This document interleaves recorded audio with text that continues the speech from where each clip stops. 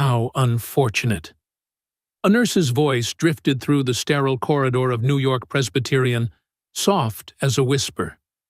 She practically owns half of Manhattan, and yet her visitor list is empty. No family, no friends. The other nurse sighed quietly. All the money in the world can't buy her a kidney. Without a donor, she might not make it through the month. Those words floated down the hallway, slipped through the pale gray glow of fluorescent lights, and reached the ears of Edward Ned Ashford, a man hunched over on a hard plastic chair, hidden in a shadowed corner. His heart pounded, but not for the unknown woman in that private suite nearby. His whole world was just a few doors away, a small room where a 7-year-old world had woken up an hour ago, gasping and trembling. Poppy.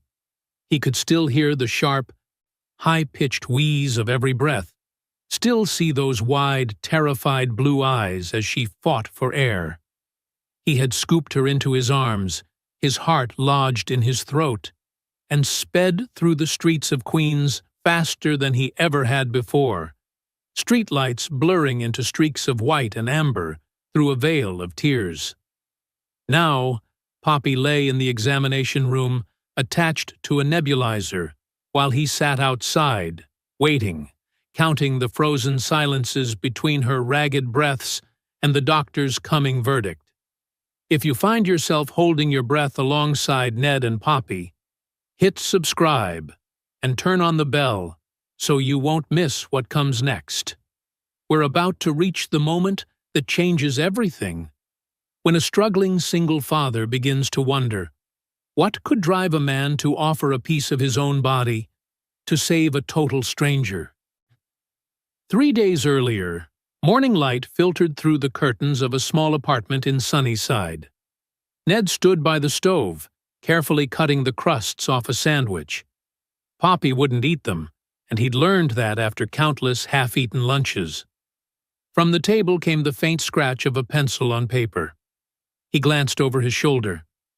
Poppy, her blonde hair a tousled mess, sat in purple pajamas covered with stars, mumbling to herself as she colored in her sketchbook. A field of daisies, as always. "What are you drawing, sweetheart?" Poppy looked up, grinning, the gap where her front tooth used to be shining through. "Mom, Daddy, Mom loves daisies, right?" Ned felt his chest tighten. He set the knife down, wiped his hands on the dish towel, and knelt beside her, eye to eye. "Yes, honey." Mom loved daisies. He gently touched the drawing, simple white flowers drawn with wax crayons, but to him they were the whole world. "You're drawing them to make Mom happy?" Poppy nodded solemnly. "So she knows I miss her." Ned kissed the top of her head, his throat tightening. "She knows, sweetheart. She always knows." Poppy bent back over her page, and Ned stood up, unconsciously brushing his fingers over his left wrist, where a small daisy tattoo had faded over 7 years. He and Eleanor had gotten it one impulsive autumn afternoon before Poppy was born. Before the illness came. Before everything changed. "Daddy, why are you sad?" "It's nothing, sweetheart. I'm just thinking about Mom. Mom's in heaven, right?" "Yes, love." "And she can see me?" "Always. She's always watching you. And she loves you very much." Poppy smiled, returning to her daisies. Ned turned back to the kitchen, finished the sandwich, and packed it neatly into a pink lunchbox covered with daisy stickers. Routine. The small daily rituals that kept him from thinking too much. But today felt different. There was something heavy in the air, an unspoken weight he couldn't name. He closed the lunchbox, set it beside Poppy's water bottle, and glanced toward the table. Her daisy field nearly filled the page, the round sun beaming over a pale yellow sky. In the corner, Poppy had written carefully in pencil, "For Mom, Poppy." Ned drew in a long breath. The smell of toasted bread, wax crayons, and morning air in the small apartment blended together, achingly familiar. He told himself everything was fine. Just finish the little tasks ahead. Tuck the lunchbox into her backpack. Check the inhaler, jacket, keys, everything in place. Only when his hand touched the doorknob did that uneasy feeling, light as a drifting wind, brush the back of his neck. Something about today would be different, though he didn't know why. But one thing he was sure of. Whatever came, he and Poppy would face it together. Same time. 1 Vanderbilt, Manhattan. 40 floors above ground, Victoria Pembroke stood before the glass wall of her corner office, gazing at the city sprawling beneath her like a tapestry of light. She owned this building, and 12 others within sight. Yet at this moment, the only thing occupying her mind was the phone that had just vibrated on her desk. She picked it up. Dr. Amelia Reed's voice came through, calm, but with a hard edge beneath the final consonants. "Victoria, we need to talk about your latest test results." She had expected it. Her body had been warning her all week. Unexplained fatigue, the dull ache along her lower back, the heaviness in her calves, the swelling around her ankles that no pair of designer heels could hide. "How bad is it?" "Your creatinine levels have hit a critical mark. Both kidneys are failing. You need dialysis immediately and, Victoria, you'll need a transplant." Victoria closed her eyes. 52 years old. From a tiny office in Brooklyn, she had built Hudson Quant Systems into a $12 billion fintech empire. 30 years of relentless work. No pauses, no boundaries. And now, her body was betraying her. "I'll find a donor," she said, her voice still measured, perfectly controlled. "Money isn't the issue." "Victoria, the waiting list is long, and with your blood type—" "I don't wait in lines, Dr. Reed. I'll find a way." A brief silence hummed at the other end.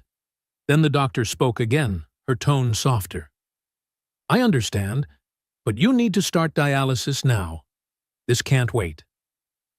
When the call ended, Victoria remained motionless before the glass.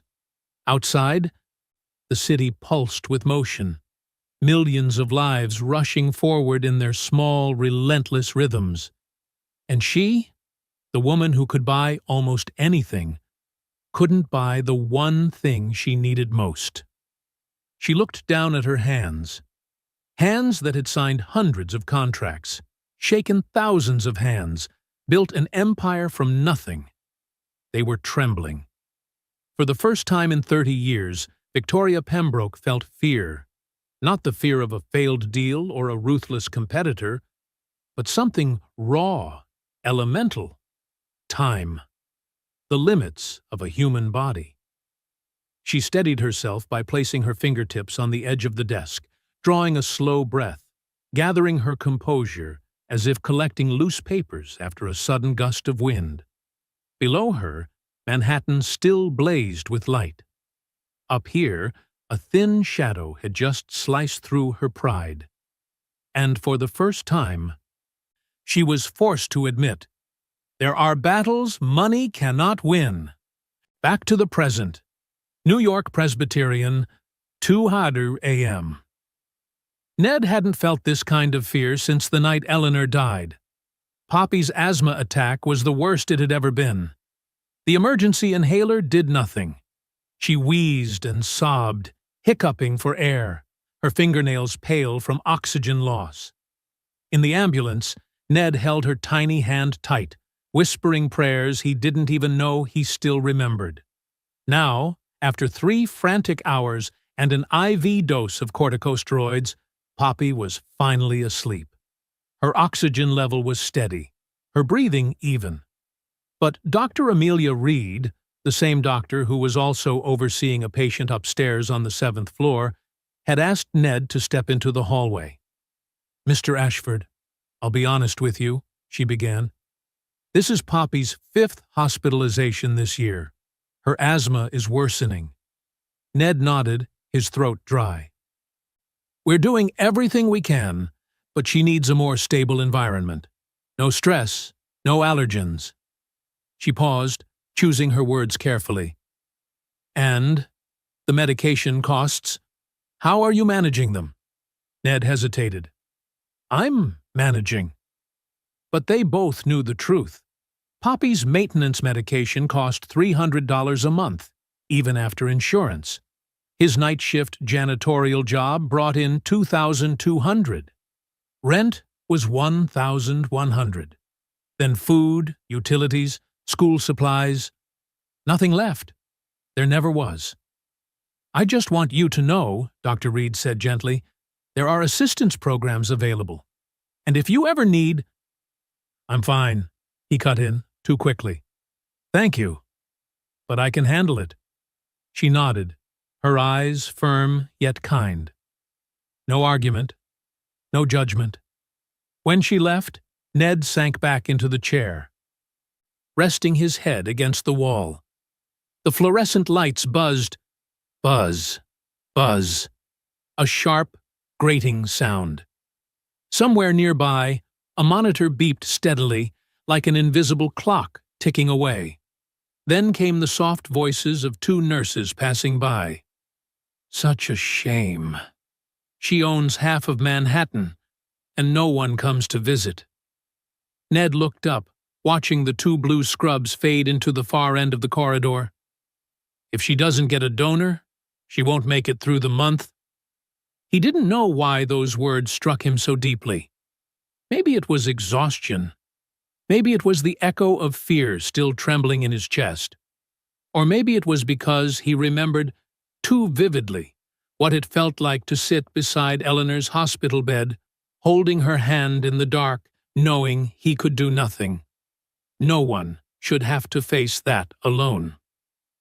That was what Eleanor had told him in her final days, when she sat beside the bed of the woman in the next room, a woman with no family, and quietly held her hand. No one deserves to face death alone, Ned. Promise me that. He had promised. Back then, he hadn't understood what it truly meant. But now, sitting in this hallway, skin numb from the cold, he finally did. Ned stood up before he could talk himself out of it. His feet seemed to move on their own, carrying him toward the main nurse's station.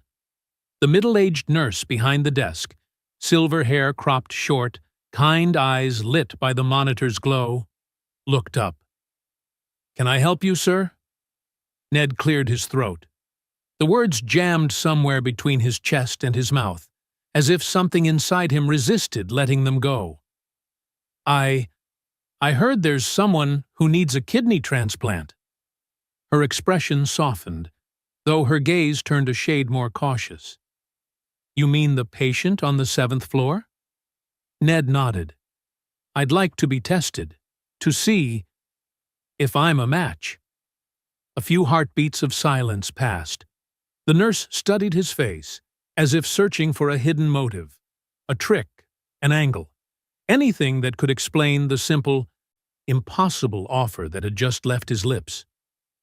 "Do you know the patient?" "No. You understand this is major surgery, right? There are real risks, and recovery takes time." "I understand." "And you still want to?" Ned thought of Poppy, sleeping in the room just 50 steps away. Of Dr. Reed's voice. The medication costs. How are you managing them? Of the stack of bills piled on the kitchen table, red numbers glaring up at him like silent accusations. Then he thought of Eleanor, the way she'd lain in this very hospital, in this same building, his hand gripping hers as he whispered, "Don't leave me alone." But she had left, and he had carried that helplessness in his hands ever since. No one deserved to go through that alone. "Yes," he said, his voice clearer than he expected. "I still want to."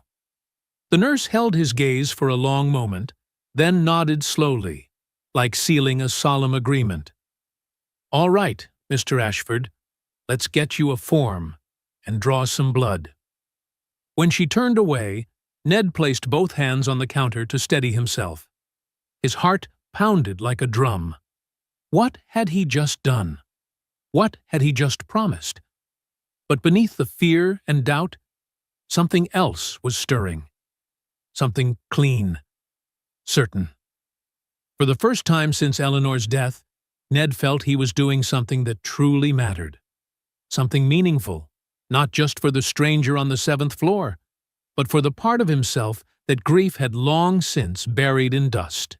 48 hours later, Ned stood at the sink in the tiny break room of Hudson Quant's basement, emptying a packet of instant coffee into a foam cup. His phone buzzed, an unknown number. Manhattan area code. He knew immediately who it was. "Mr. Ashford? This is Dr. Reed from New York Presbyterian." Ned set the cup down, his hand trembling slightly. "Yes, I'm here.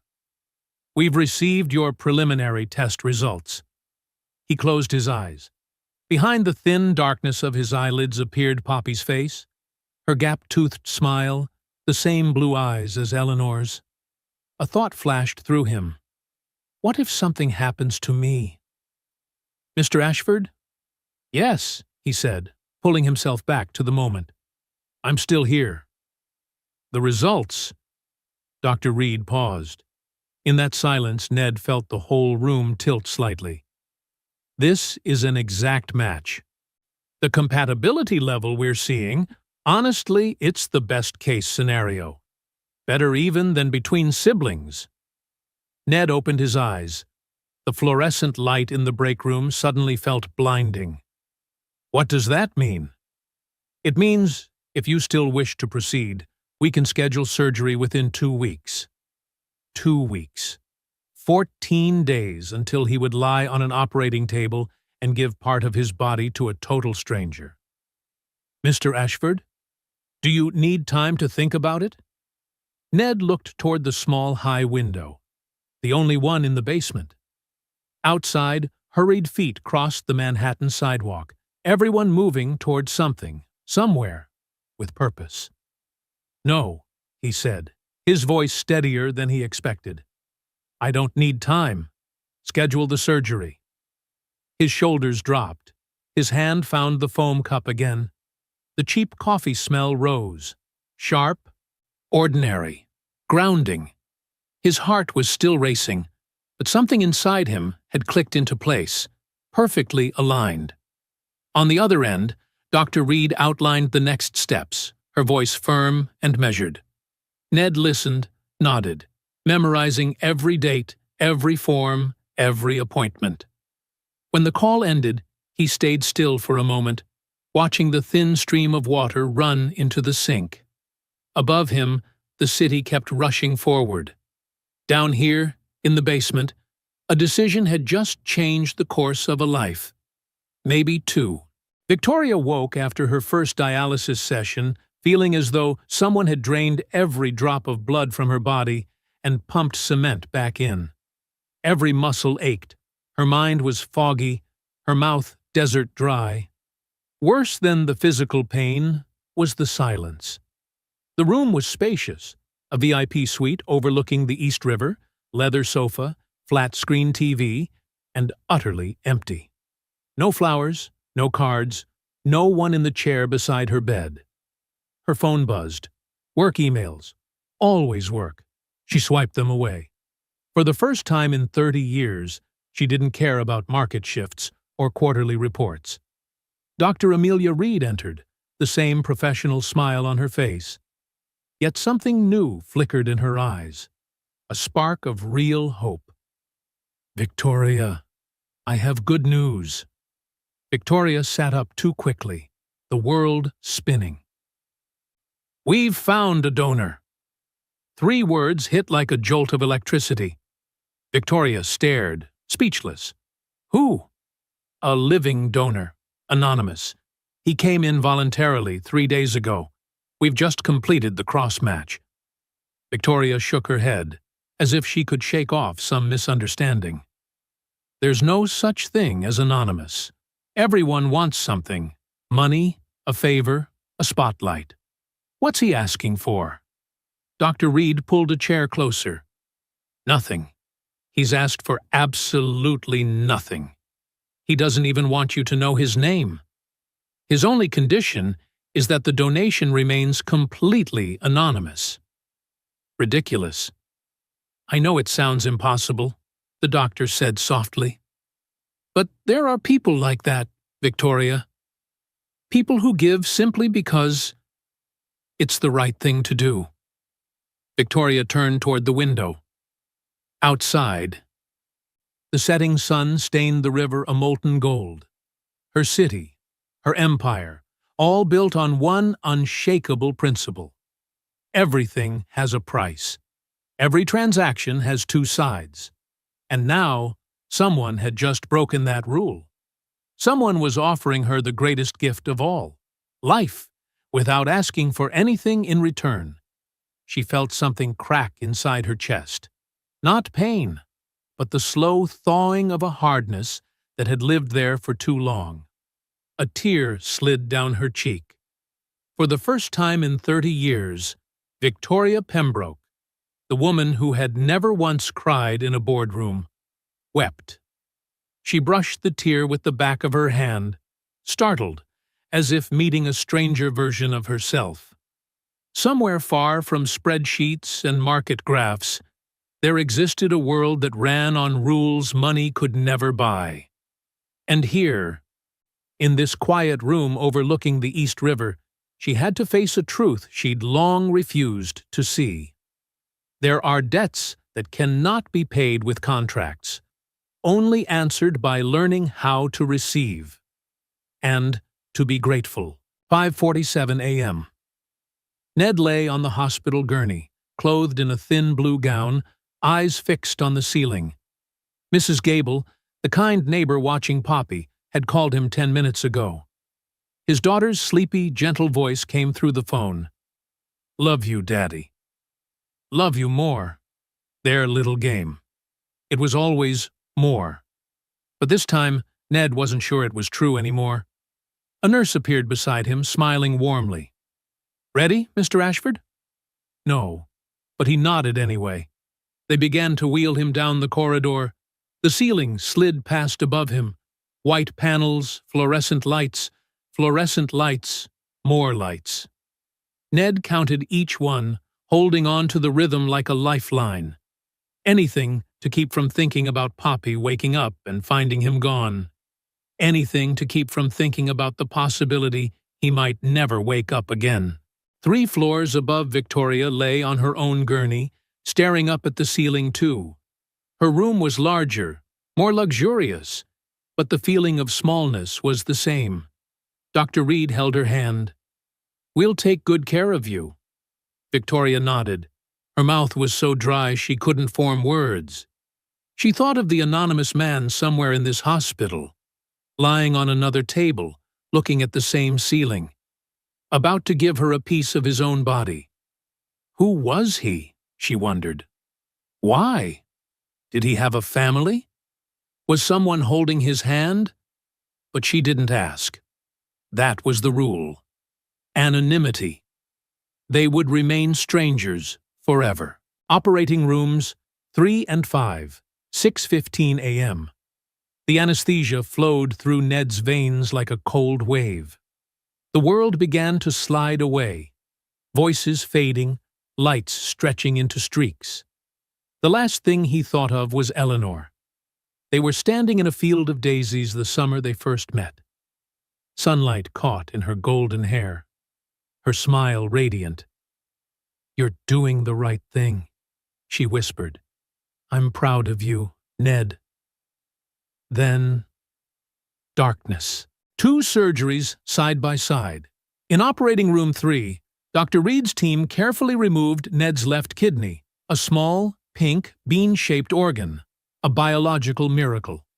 In operating room 5, another team prepared Victoria, clearing away what no longer worked, making room for life anew.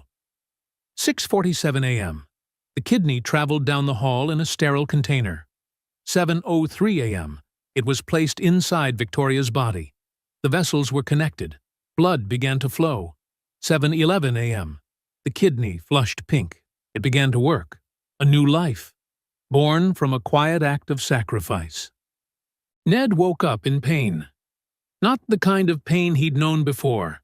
Not a headache, not a sore back. This was deeper, stranger, as if someone had opened a door inside his body and forgotten to close it.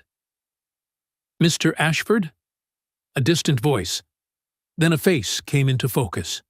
A young nurse with kind eyes. "The surgery went well. You did great." "Poppy," the word rasped out, dry and cracked. "Your daughter's fine. Mrs. Gable just called. Poppy's having breakfast and asking when you'll be home." Ned closed his eyes. A single hot tear rolled down his cheek. His little girl was waiting for him. 3 floors above Victoria woke to a completely different kind of silence. Not the hollow, lonely quiet of before, but a peaceful one, as if her body, for the first time in months, was breathing in rhythm again. She placed her hand on her abdomen, over the white bandage covering the incision. Beneath the skin, beneath the muscles and tissue, something new was there. A part of someone else. Alive. Working. Saving her. Who was he? The question whispered in her mind, not urgent, not loud, just soft and persistent. Who was he? And why would he do such a thing? That afternoon, Dr. Reed entered the room carrying good news. "Your body is accepting the kidney beautifully. Better than we hoped." "How's the donor?" "He's doing well too. Recovering nicely." A pause. Then, "I want to know who he is." Dr. Reed shook her head gently. "Victoria, you know I can't—" "I know the policy, but—" She stopped, searching for words. "I owe him, not just my life. I owe him gratitude, acknowledgement, something. The best gift you can give him," the doctor said softly, "is respecting his wish for privacy." But the answer did not soothe Victoria. She had spent 30 years building an empire on information, knowing who was who, what they wanted, how the pieces fit together until the whole picture made sense. And now, the most crucial piece of her life was an absolute mystery. That, she decided, was unacceptable. 3 days after being discharged, Victoria sat in her penthouse office on the Upper East Side and dialed a number she had once sworn she'd never call again. Rupert Hale answered on the first ring. "Ms. Pembroke." His voice was deep, smooth, professional. "It's been a while. I need you to find someone." A brief pause. On the other end came the faint, rhythmic tapping of keys. "Who?" "I don't know his name, or his face, but he was at New York Presbyterian from the 18th to the 24th of last month. He donated a kidney. Blood type O negative. Male, probably between 25 and 40. "That's vague." "It's all I have." A thin sigh drifted through the line. "Ms. Pembroke, the hospital has strict confidentiality protocols for anonymous donors." "There's a reason for that." "I know. And you still want me to break them?" Victoria turned toward the glass wall. The city sprawled beneath her. Millions of lights scattered against the dark.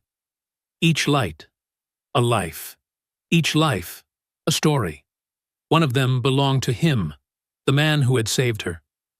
"He gave me my life," she said softly. "I just want to know his name. I need to know why." "Why does it matter so much?" "Because—" her voice faltered, tightening in her throat.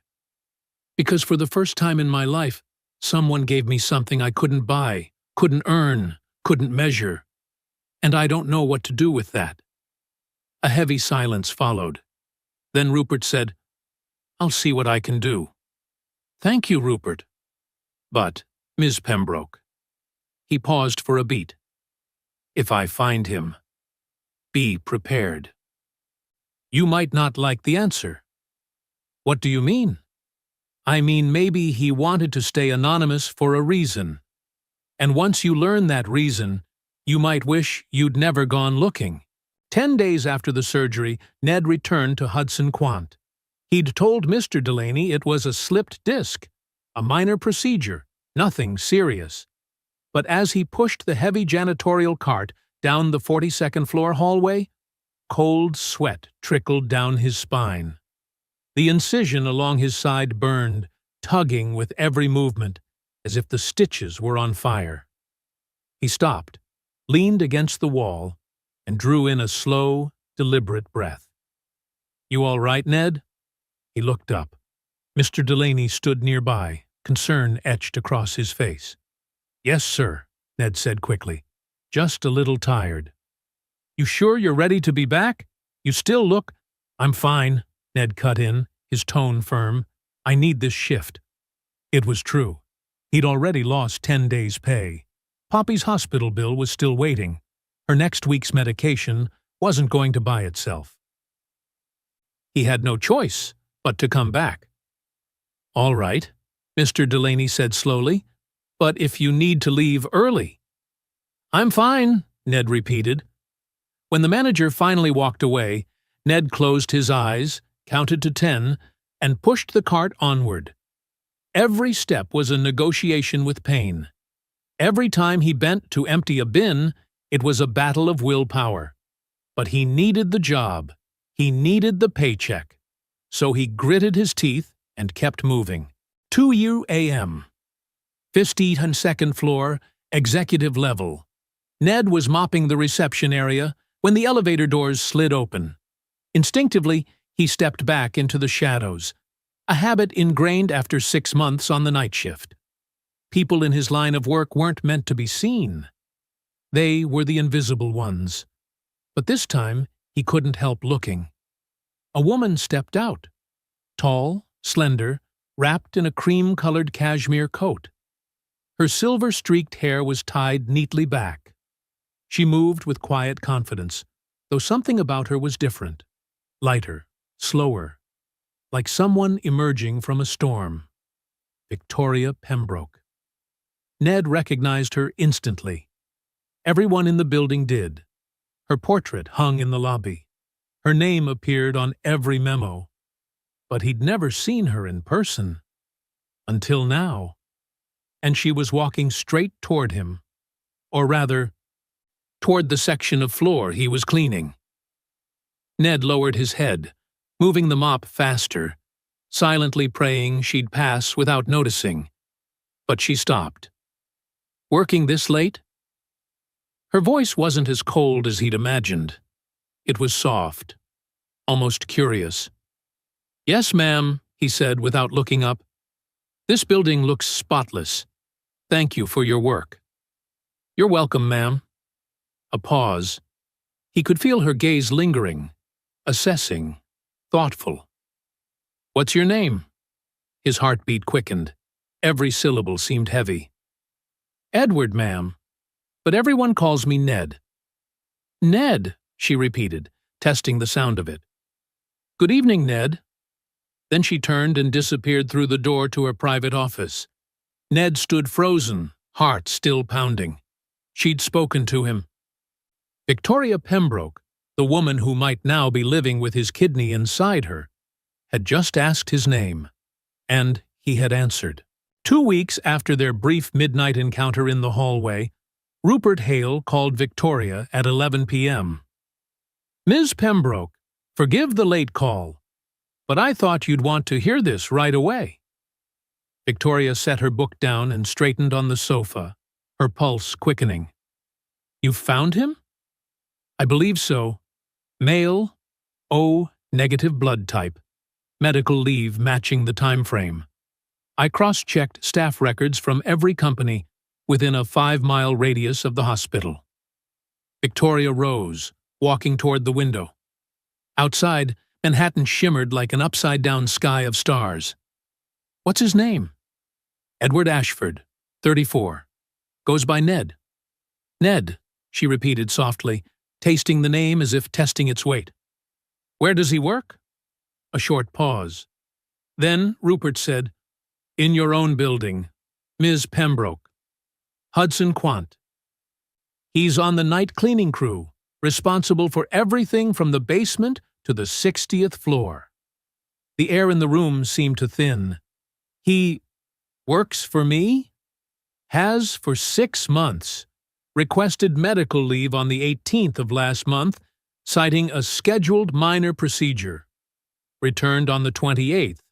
Exactly 10 days. The standard recovery window for a living kidney donor. Victoria leaned her forehead against the cold glass. The man who had saved her life. He was here, inside her tower. Perhaps right now, quietly mopping a floor somewhere below. Anything else? Rupert hesitated. He's a widower.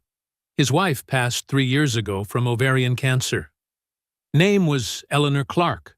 Died at New York Presbyterian after 7 months of treatment. The same hospital. Yes. Victoria closed her eyes. Now she understood. Not with logic, but with something far deeper. He had once sat beside a hospital bed, holding the hand of the woman he loved, watching her fade, helpless, alone. And when he heard of another woman facing the same fate, he couldn't let it happen again. Does he have children? She asked, her voice tight. A daughter, Poppy, 7 years old, severe chronic asthma, multiple hospitalizations this year. Poppy. There's one more thing, Ms. Pembroke. Victoria waited. A pre-op nurse recalled that, while waiting for the doctor, the donor had doodled something on his consent form. She was curious and took a quick look. It was a flower. Simple, clumsy lines. What kind of flower? A daisy. Victoria opened her eyes. The city outside blurred through the sheen of her tears. Of course, she whispered. A daisy. That night, Victoria couldn't sleep. She sat before her laptop, searching for any public trace of Eleanor Clark. There wasn't much.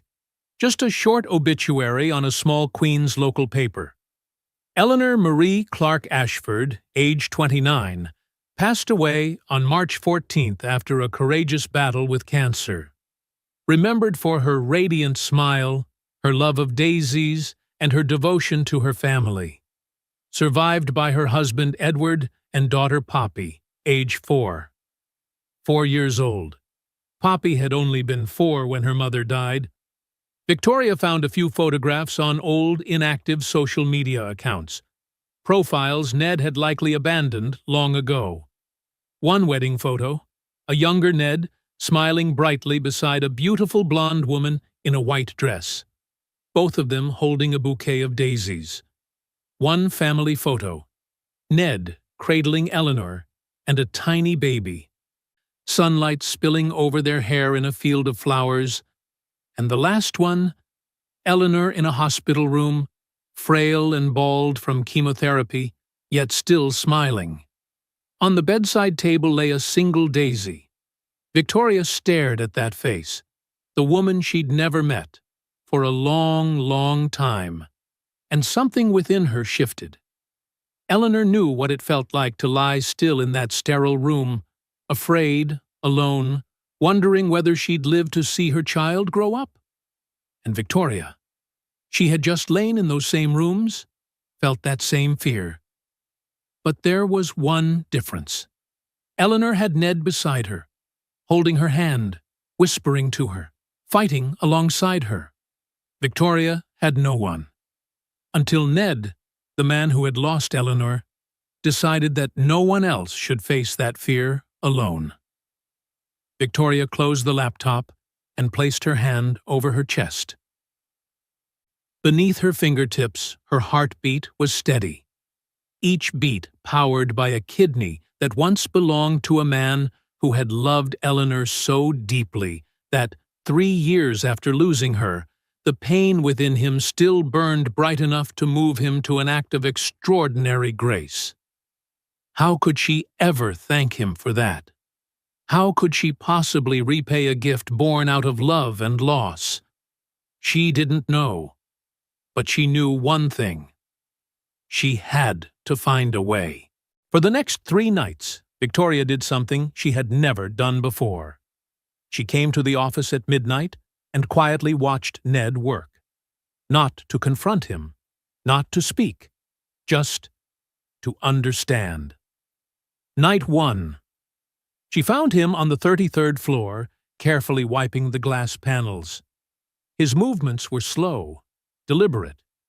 Each one looked like it hurt. Every few minutes, he would stop, press a hand to his left side, take a deep breath, then continue. He was still in pain. Because of her. Victoria stood in the shadows, watching him work in silence. A small, invisible job, done with quiet devotion. No one saw him. No one thanked him. But in the morning, when the building's doors opened, the floors would shine, the windows would gleam, the bins would be empty. The invisible labor of an invisible man. Night 2. She found him in the basement break room at 3 a.m. He sat alone, eating a sandwich wrapped in plastic. Next to him, taped neatly inside his locker door, was a drawing. Poppy's drawing. A field of daisies, with 3 flowers standing taller than the rest. Victoria understood. 1 for Eleanor. 1 for Poppy. 1 for him. He sat there, looking at the drawing as he chewed slowly. A tired but peaceful face. This was his meal. Alone, in the middle of the night, in the middle of his shift. Victoria thought of her own dinners. 5-star restaurants, expensive wine, empty conversation. And suddenly, she envied him. Envied the simplicity of this moment. A man, a sandwich, and his daughter's drawing. Night 3. She heard him on the phone. He stood by the small window, the only one that let in a trace of the city's night light. His voice was low and warm.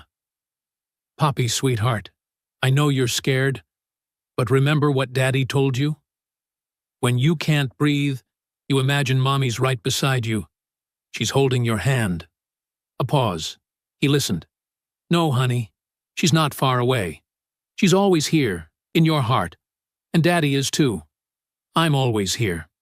Another pause. "How much do you love Daddy?" A soft chuckle. "Wow, that much? Well, Daddy loves you twice as much." A tiny giggle came through the line. "Okay, now you need to sleep. Mrs. Gable's waiting. Daddy'll be home at 7 to make breakfast. How about daisy pancakes, deal?" When he hung up, he stayed there for a long time, looking out the window into the night. The light from below traced the lines of his face, weary, anxious, yet illuminated by something unbreakable. Love, pure, unguarded, unconditional love for his little girl. And in that moment, Victoria understood. Ned hadn't given her his kidney despite having so little love left in him.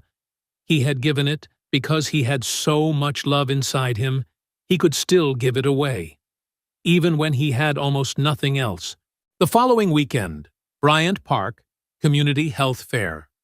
Victoria hadn't planned to do anything more than watch from a distance. She arrived at Bryant Park in a wool coat and sunglasses, blending easily into the crowd. Hudson Quant was one of the main sponsors, but she had sent the PR team to represent the company in her place. She only wanted to see them, Ned and Poppy, in the daylight, in the rhythm of their ordinary life. She found them near the duck pond. Ned sat on a bench, wearing a faded flannel shirt and jeans. Poppy sat beside him, her blonde hair tied into 2 pigtails, a purple hoodie pulled up around her face. Between them sat a paper bag of popcorn they were sharing. They looked happy. Not the glossy, picture-perfect kind of happiness, but a quiet, simple one. A father and daughter, sharing a Saturday morning together. Victoria was about to leave.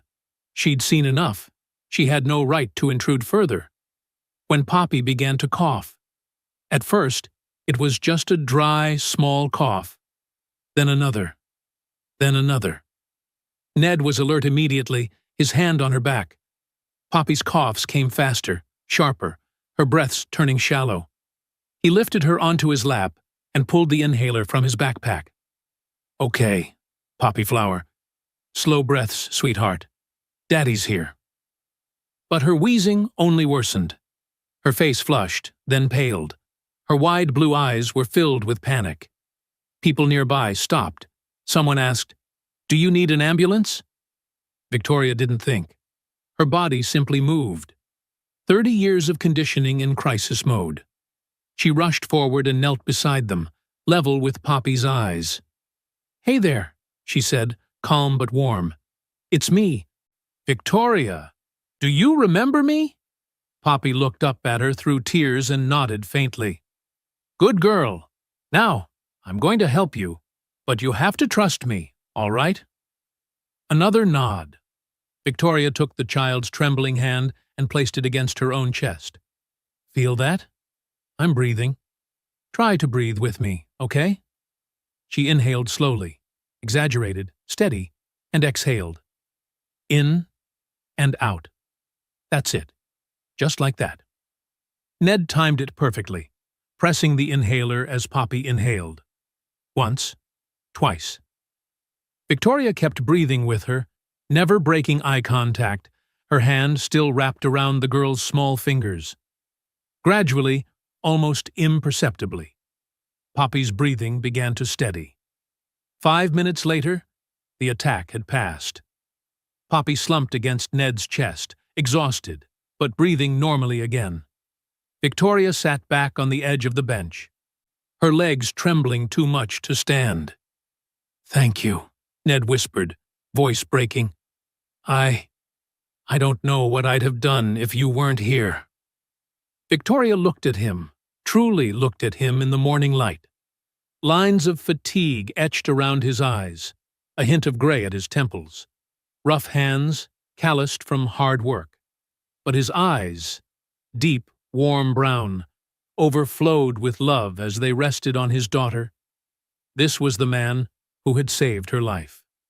Poppy looked up at Victoria. "Miss Victoria, you said you used to have asthma too, right?" Victoria nodded, a small, necessary lie. "Yes, sweetheart." "Do you still have it?" "No, I got better." "How did you get better?" Victoria glanced at Ned, then back at Poppy. "Someone helped me. Someone very kind." Poppy smiled, small and pure. "Like my daddy?" Victoria's throat tightened. "Yes."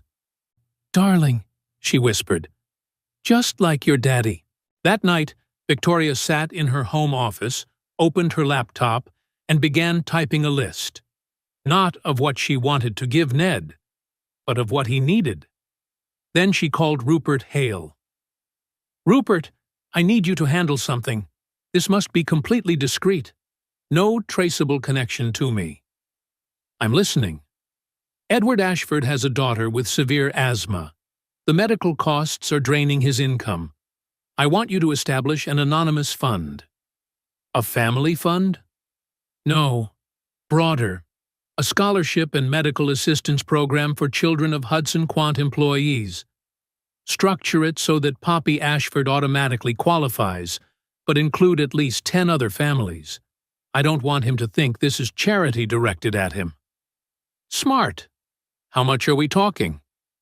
$5 million to start, spread over 5 years. "And Rupert?" "Yes?" "Make sure I'm not the approving authority. Use the board. I don't ever want to see his name on any paperwork." A pause. Then Rupert said slowly, "You're protecting him from feeling indebted to you." "I'm repaying a debt that can't be repaid," she answered quietly, "by making sure he never knows it existed." 3 days later, a letter arrived at Ned's address in Sunnyside. "Dear Mr. Edward Ashford, we are pleased to inform you that your daughter, Poppy Ashford, has been selected as a recipient of the Hudson Quant Health and Education Scholarship. This program was established to support employees' families whose children face ongoing medical challenges. The scholarship includes full coverage of asthma-related medications and medical equipment, supplemental health insurance for emergencies, an annual educational grant.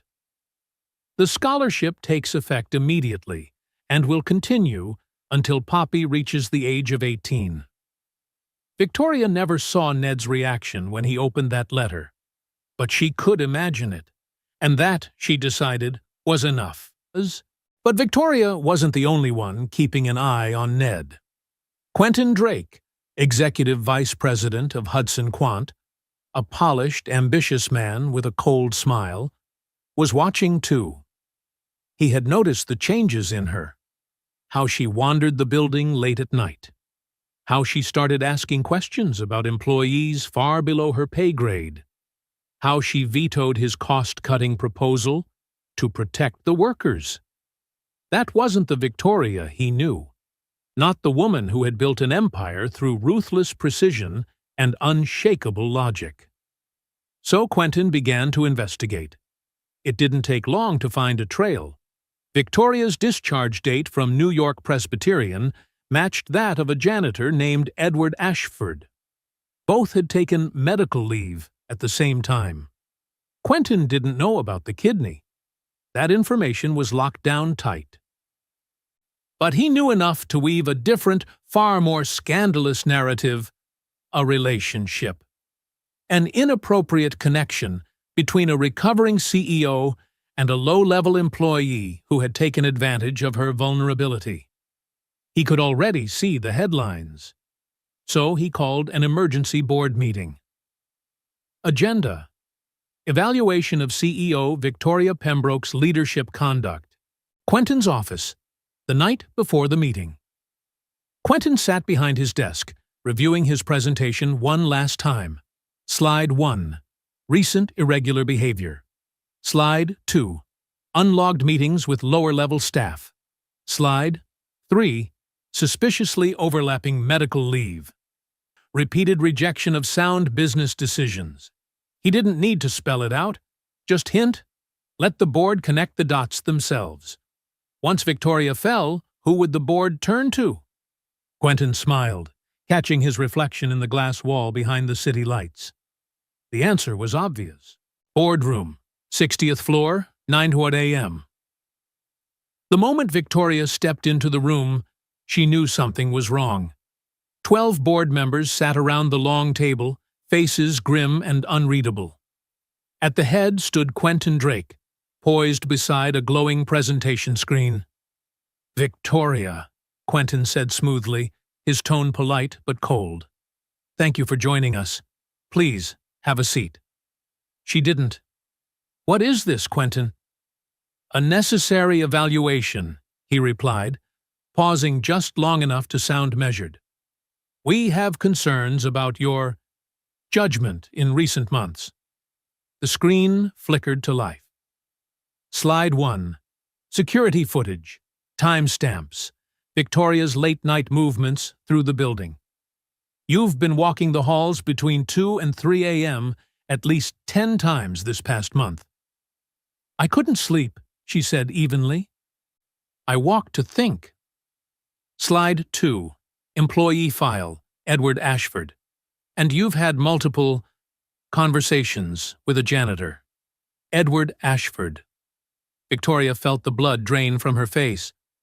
"And even more curious," Quentin continued, voice tightening with smug control, "Mr. Ashford took medical leave at the exact same time you did.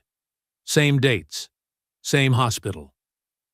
He let the implication hang in the air, just long enough for the board to draw their own conclusions. "I'm not suggesting anything improper," he said, feigning restraint. "But a CEO recovering from a medical crisis, emotionally fragile, vulnerable to influence."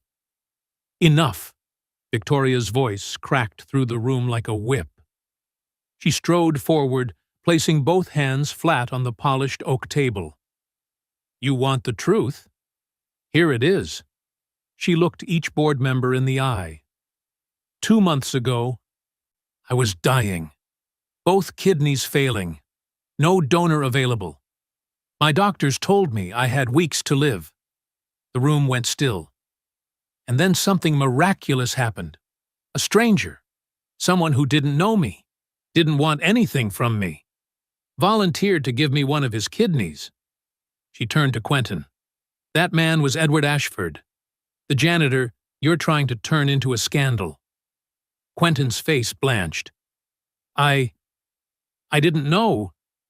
Of course you didn't, Victoria said icily, because you weren't interested in truth. You were interested in power. You saw an opportunity to strike, and you took it. She turned back to the board. You want to know why I spoke to him? Because I owe him my life. You want to know why I've changed? Because nearly dying teaches you what truly matters. Silence rippled across the table. Then Marcus William, the eldest board member, cleared his throat. Victoria, we didn't know. We're sorry. No need for apologies, she said calmly. But if this board wants to remove me for learning how to be human, be my guest. The silence deepened, heavy, decisive. Then Marcus rose to his feet. I don't think we need a vote. This meeting is adjourned. He turned toward Quentin. And I think we do need to discuss your position, Mr. Drake. That afternoon, Victoria called Ned up to her office. He entered quietly, his eyes darting around. Uneasy. It was his first time standing here in daylight, not holding a mop or a cleaning cart. Mr. Ashford, Victoria said formally, please, have a seat. Ned sat on the edge of the chair, hands folded neatly on his lap. Did I do something wrong, ma'am? Victoria walked toward the glass wall, her back to him. Beyond the pane, the city stretched endlessly, a city she now saw with different eyes. You saved my life, she said softly. Silence filled the room like a held breath. Ma'am? She turned. Her eyes were red, but steady. I know, Ned. I know you were the one who donated your kidney to me. The color drained from his face. He stood abruptly, taking a step back as if caught doing something forbidden. I didn't. Don't deny it, she interrupted, not sharply, but with calm certainty. I have the records, and I need you to know. She stepped closer. I need you to know that I can never thank you enough. Not with money, not with a promotion, not with anything. Ned shook his head, tears welling. I never wanted thanks. I couldn't let someone die alone. Not after I'd already... After you lost your wife, Victoria finished gently. He nodded, wordless. They stood in stillness, two strangers bound by the quiet weight of grace. You gave me a second chance, Victoria whispered, to do better, to be better. She placed her hand over her chest, feeling the steady rhythm beneath. Every beat of this heart, she said, voice trembling, is because of you. Bryant Park. A warm spring afternoon. Poppy darted across the grass, butterfly-shaped kite soaring behind her, laughter spilling through the park like sunlight in motion. Ned sat on a bench, eyes following her every step, his face softened by a quiet, contented joy. Victoria sat beside him, watching too, a small paper bag resting in her lap. She looks so much stronger now, she said softly. Ned nodded. The new medication works wonders, and that specialist the scholarship program connected us with. He's incredible. For the first time, we have an actual plan, not just emergency visits. I'm glad to hear that, Victoria replied sincerely. A comfortable silence stretched between them. Then Ned asked, What about you? How's the company? Better than I expected, she said with a faint smile. Turns out, when you actually care about your employees, they tend to work harder. Ned chuckled. Who would have thought? Victoria smiled too. Then her expression turned serious. I have something to show you. She opened the paper bag and pulled out a slim folder. What's this? A proposal. I want to expand the scholarship program, not just for Hudson Quant, but for the entire city. A foundation to help families struggling with medical and educational expenses. Ned flipped through the pages, eyes widening. This is huge. Victoria nodded. 20 million to start. 50 over the next 5 years. He looked up. Why are you showing this to me? Because I want to name it the Eleanor Clark Memorial Foundation. Ned froze, gripping the papers, his hands trembling. You can't. I can, Victoria said gently, stepping closer. And I want to. Eleanor taught you compassion. You taught it to me again. I want that story to continue.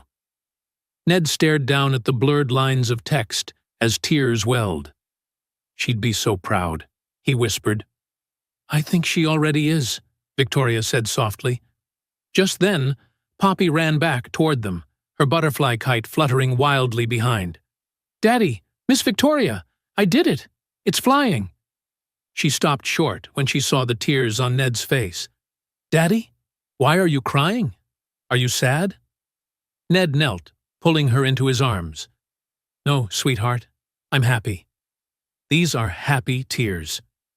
Poppy turned to Victoria, curious. Did you make Daddy happy?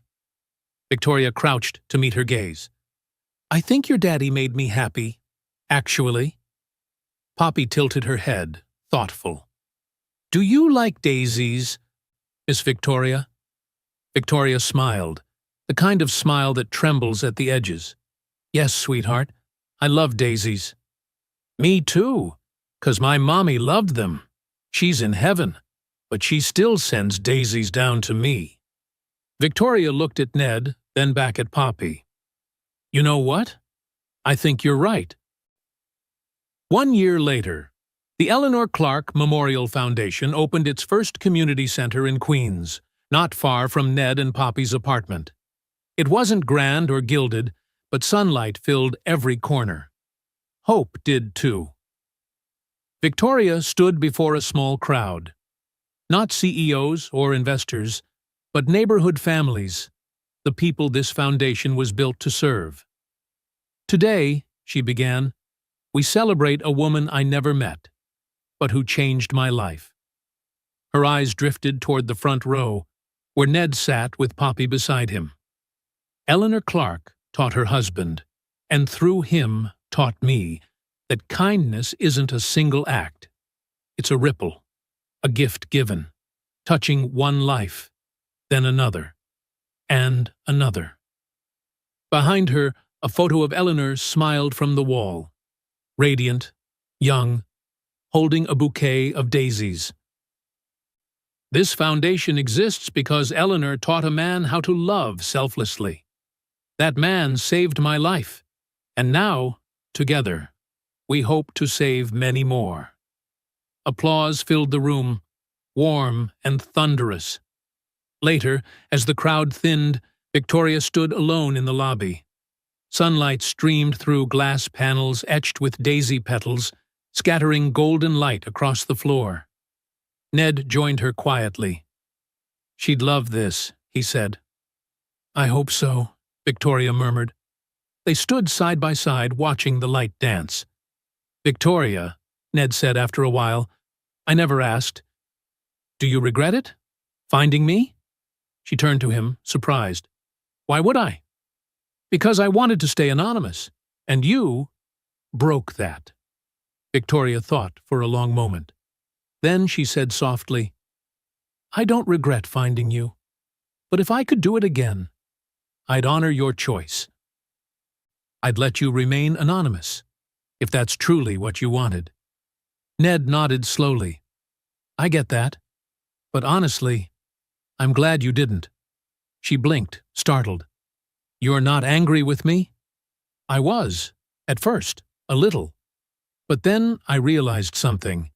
If I'd stayed anonymous, I'd never have known what that gift meant.